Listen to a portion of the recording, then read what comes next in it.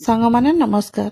ମୁଁ ଲିପି ଆପଣମାନଙ୍କୁ ସ୍ୱାଗତ କରୁଛି ଆଜିର ଏ ଗୋଟିଏ ନୂଆ ରେସିପିକୁ। ସାଙ୍ଗମାନେ ଆପଣମାନେ ସବୁ ବାହାରେ ରୋଲ୍ ଖାଇଥିବେ। ଆଜି ଆମେ ସେ ରୋଲ୍କୁ ଘରେ ବନାଇବା ଆଉ ହେଲ୍ଦି ଉପାୟରେ ବନାଇବା। ଆମେ ରୋଲ୍ର ସାଧାରଣତଃ ଆମର ମଇଦାରେ ତିଆରି ହୋଇଥାଏ, କିନ୍ତୁ ଆଜି ଆମେ ରୋଲ୍କୁ ଅଟାରେ ବନାଇବା। ସେଥିପାଇଁ ମୁଁ 2 କପ୍ ଅଟା ନେଇଛି। ସେଥିରେ ସ୍ୱାଦ ଅନୁସାରେ ଲୁଣ ପକାଇଥିଲି ଆଉ 1 ଚାମଚ ତେଲ ବ୍ୟବହାର କରିଛି। ତାକୁ ଭଲ ଭାବରେ ଆପଣମାନେ ତେଲ ଆଉ ସେ ଲୁଣକୁ ଅଟା ସହିତ ମିଶାଇ ଦେବେ। ତାପରେ ପାଣି ଦେଇକରି ଚକଟି ନେବେ। ଅଟା ସବୁ ଚକଟି ସାରିଲା ପରେ ଆପଣ ତା ଉପରେ ଟିକେ ତେଲ ହାତ ମାରିକରି ଘୋଡ଼ାଇ କରି ଅଟାକୁ ରଖିନେବେ। ତେଲ ହାତ ଏଇଭଳି ଭଲ ଭାବରେ ମାରି ଦେଇକରି ତାପରେ ଅଟାକୁ ଘୋଡ଼େଇକରି ଆପଣ ଅଧା ଘଣ୍ଟା ପାଇଁ ରେଷ୍ଟ ଦେଇଦେବେ, ଯାହାଫଳରେ ରୁଟିଟି ଭଲ ସଫ୍ଟ ହୋଇଥାଏ, ଫୁଲିଥାଏ। ତାପରେ ଦେଖନ୍ତୁ, ଆମେ ତାର ପୁର ବା ଯେଉଁଟା ଆମେ କହୁଛେ ଭିତରେ ରୋଲ୍ ଦିଆ ହୁଏ, ସେଟା ଷ୍ଟଫିଂଟାକୁ ତିଆରି କରିବା ପାଇଁ ଆମେ ବର୍ତ୍ତମାନ ଗୋଟେ ପ୍ୟାନ୍ରେ ଆପଣ 2 ଚାମଚ ତେଲ ପକାଇ ନେବେ। ତେଲ ଗରମ ହୋଇଗଲେ ଆପଣମାନେ ସେଥିରେ ଯେଉଁ ରଖିଥିବେ କାଟିକିରି ଆମର ବନ୍ଧାକୋବି, ତାକୁ ପକାଇ ନେବେ।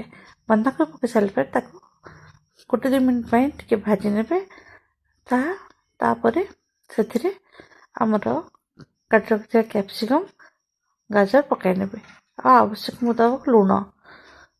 ଯେହେତୁ ଆମର ଅଟାରେ ଲୁଣ ଦେଇକି ଚକଟା ହେଇଛି, ତେଣୁ ଆପଣମାନେ ଟିକେ ବେଶୀ ଲୁଣ ବ୍ୟବହାର କରିବେ ନାହିଁ।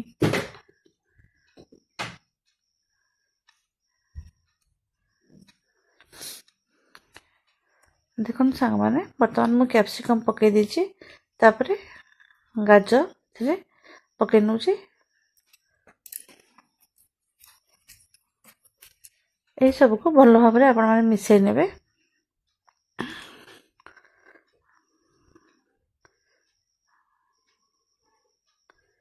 ବର୍ତ୍ତମାନ ଚାହିଁଲେ ଆପଣ ଏଠି ଯେକୌଣସି ମସଲା ବ୍ୟବହାର କରିପାରିବେ।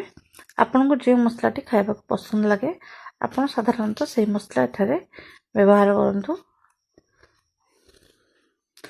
ଦେଖନ୍ତୁ, ମୁଁ ଏଠି 1.5 ଚାମଚ ଖଣ୍ଡେ ଲୁଣ ପକାଇ ନେଇଛି। ଲୁଣ ପକାଇ ଦେଲା ପରେ କୋବି, ଗାଜର, ବିନ୍ସରୁ ଆମର ପାଣି ବାହାରି ଯାଇଥାଏ। ଲୁଣ ପକାଇ ସାରିଲା ପରେ ଆପଣ ଏଠି କୋବିକୁ ଏଭଳି ତାକୁ ଗୋଳାଇକି ମିଶାଇ ନେବେ। ତାପରେ ଏଠି ମୁଁ ଘରେ ଯେଉଁ ମସଲା ଗୁଣ୍ଡ ପେଷିକି କରିକି ରଖିଥିଲି, ସେଥିରୁ 1 ଚାମଚ ପକାଇ ନେଇଛି ଆଉ ଲଙ୍କା ଗୁଣ୍ଡ ମଧ୍ୟ ଏଠି 1 ଚାମଚ ପକାଇ ନେଉଛି। ବର୍ତ୍ତମାନ ଷ୍ଟଫିଂ ହୋଇଗଲା, ଆମେ ତାକୁ ଗୋଟେ ସାଇଡ଼ରେ ରଖିନେବା। ଏପଟେ ଯେଉଁ ଅଟା ଆମେ ଚକଟିକି ରଖିଥିଲେ ତାକୁ ଆଣିବା। ସେଥିରୁ ତାକୁ ଭଲ ଭାବରେ ଏବେ ଆମେ ରୁଟି କଲାବେଳେ ଯେଡ଼େ ଗୁଳା କରେ, ତାକୁ ଟିକେ ବଡ଼ ଗୁଳା କରିନେବା। ଆଉ ସବୁ ଆମେ ଗୋଳା ପ୍ରସ୍ତୁତ କରି ରଖିଦେବା। ଗୋଳା ପ୍ରସ୍ତୁତ କରିସାରିଲା ପରେ ଦେଖନ୍ତୁ, ତାପରେ ମୁଁ ବେଲଣା ପଟା କାଠିରେ ବ୍ୟବହାର କରୁଛି। ଆପଣ ବେଲଣା ପଟାରେ ଟିକେ ଏଭଳି ଅଟା ଲଗାଇଦେବେ ଆଉ ତାକୁ ଭଲ ଭାବରେ ଗୋଲ ଗୋଲ କରି ବେଲିବେ। କିନ୍ତୁ ଆପଣ ରୁଟି ଯେମିତି ପତଳା କରନ୍ତି ସେମିତି କରିବେ ନାହିଁ। ସାଧାରଣତଃ ଦେଖିଥିବେ ବେସ୍ଟା ଆମର ଟିକେ ମୋଟା ହୋଇଥାଏ। ତାପରେ ଏଭଳି ଭାବରେ ଆପଣ ତାକୁ ରୁଟି ସେକିଲା ଭଳିଆ 2 ପଟକୁ ଟିକେ ସେକି ନେବେ। ଏସବୁ ସେକି ସାରିଲା ପରେ ଆପଣ କ'ଣ କରିବେ ନା, ତାପରେ ସେ ରୁଟିଟାକୁ କାଢ଼ି ଆଣିକି ରଖିଦେବେ। ଆଉ ସେଇ ତାୱାରେ ଆପଣ କିଛି ତେଲ ନେଇଯିବେ। ତାପରେ ଆପଣମାନେ ଦେଖନ୍ତୁ,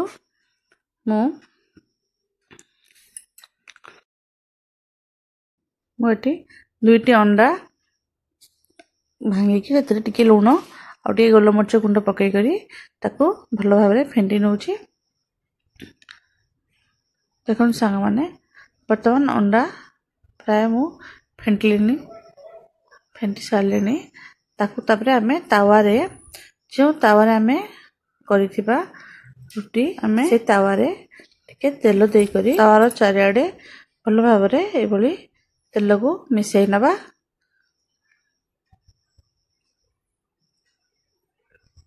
तापरे जो आमे अंडा दुटी फेंटिकी रखिथिले सेथिरो अधा अंडा एठी आमे व्यवहार करछे। एभली ता पकई साला पर तापरे जो रुटी करी रखिथिबा से रुटी को ता ऊपर अंडा ऊपर दे दमा। दे साला परे आपण ऊपर आडे आउ टिके तेल लगे नेबे। तापर देखंतु हमरा जो साइड रे अंडा लागिथिला से साइड रे वो एमती लेउटे गिरी थोड़ा आपण सेकी नेबे। आपण चाहिले दुई साइड रे मध्य अंडा लगाई परिबे। देखंतु एमती दुई साइड रो भलो भाबरे ताको सेकी देला परे सेटा को हमरो गोटे थाली को काढी आनिबी। एई परि भाबरे आ सब अलगा सब आमे अटा गुडी को बने नबा। तापर जो मसला म प्रस्तुत कर रखिथिली सेथिरे मो half tablespoon soya sauce मिसै नेछि। आपण जदि एठी मैगी मसला भल लागे आपण एठी मैगी मसला मध्ये व्यवहार करि परिबे। तापरे गोटे पेपर व्हाइट रो नै करी एभली ता ऊपर मु से जो रोल टी बनैथिली ताको रखि देली। तापरे भल भाबरे टमाटो केचप लगाई देली आउ किसी चिली सॉस टिके एठी मु चाटाडे लगे नेबी। आ सब लगे साला परे देखंतु संग माने जदि मो वीडियो भल लागो तो लाइक शेयर सब्सक्राइब करिवे संग माने।